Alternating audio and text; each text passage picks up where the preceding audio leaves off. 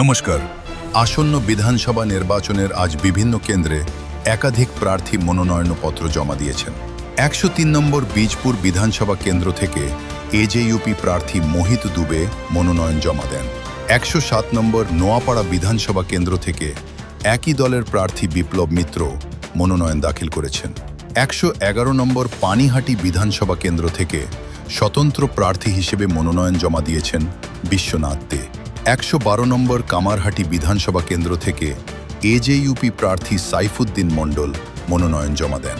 অন্যদিকে 114 নম্বর দমদম বিধানসভা কেন্দ্র থেকে বিএসপি প্রার্থী সুব্রত কুমার মজুমদার মনোনয়নপত্র দাখিল করেছেন।